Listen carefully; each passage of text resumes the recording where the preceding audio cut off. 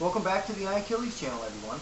Today I wanted to talk about the NAACP's condemning the Tea Party as a racist organization. The NAACP and the progressive movement and the Black Power movements and the civil rights organizations, what have you, have all convinced the African American community, the majority of the African American community, especially in the inner cities, that they are oppressed, and they are oppressed by the system, the white man's system. But the reality is so far from that it isn't even funny. The reality is that the progressive movement, along with the NAACP and the leaders of the Progressive Black Caucus, have been oppressing African Americans in the United States for years to create a reformation for this fundamental change that Barack Obama is talking about, which is really social justice, which is really, when you get to the heart of it, black liberation theology. That's what it is, and that's what's happening in this country. To create the Reformation, they went in and they embraced, in these inner cities, the minority and the poor. To fund their organization, which is supposed to help these people, like, organizations like Acorn, and you just name them. They're all over the country. You thought it was a charity, but it's not. It's an organization to fleece money to grow their organization. This money is supposed to go to the poor. The poor are not, these people are not getting helped. They're sustaining them in their poverty. They're telling them that this is reparations. Don't feel bad about collecting it. This is reparations. This is money owed to you. That's why when they go, and you see them on the streets, this is our money. Where's my money? Where's my money? Because they've been told it's their money. It's black liberation theology. It's social justice. It's redistribution of wealth. It's redistribution of power. They oppress these people. They fleece money from the businesses and the rich people in these communities to give some to them, but then the rest to fund their organization. And what does that do? It kills these businesses. It turns thriving manufacturing sectors into Detroit. That's what it does. Into Detroit. Has anybody seen Detroit lately? That's due to progressive leadership. All of that money was fleeced to help the poor. If you notice, the only people left there are poor. And there's a lot of them. And there's a lot more of them than when this organization started. Do you understand? They're not there to help them.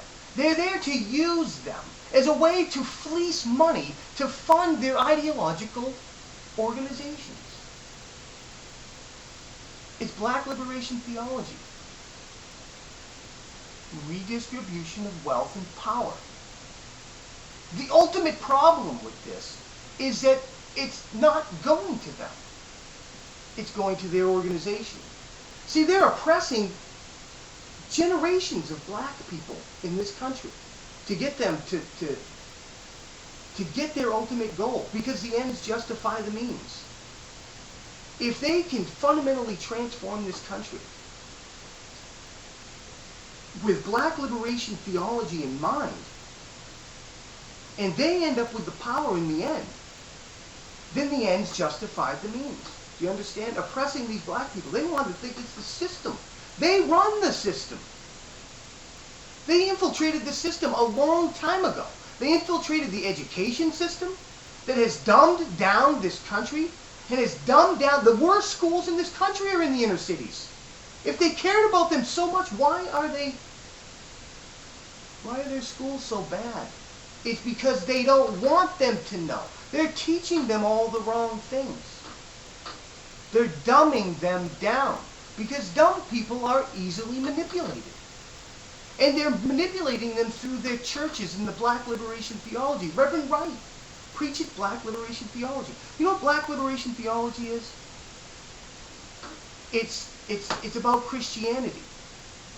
Barack Obama said it. Collective salvation. Because most people believe that your salvation is individual. Because when you stand, if you believe in God, when you stand in front of God when you die, you're there all alone.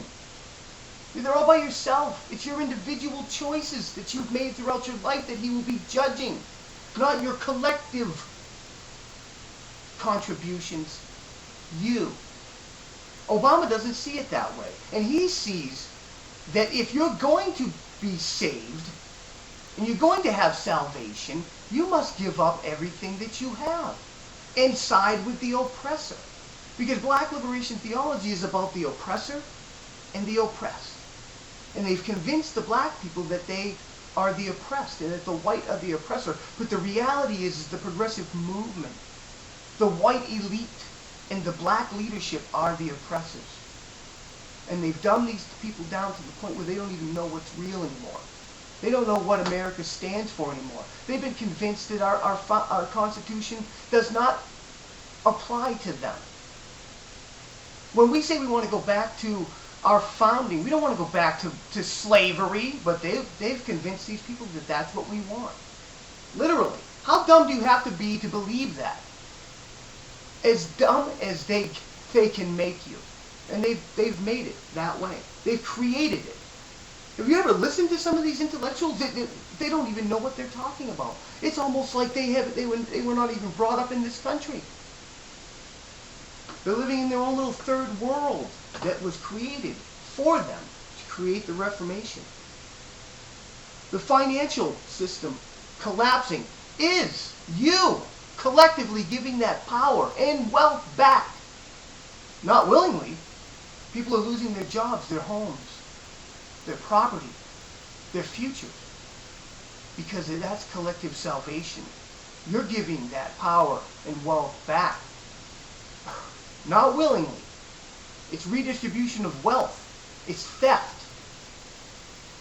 And they're changing the system in this country. And they're using race to do it. Well, they're saying you're racist if you're against these policies. This is a tough fight. God bless America. God help us.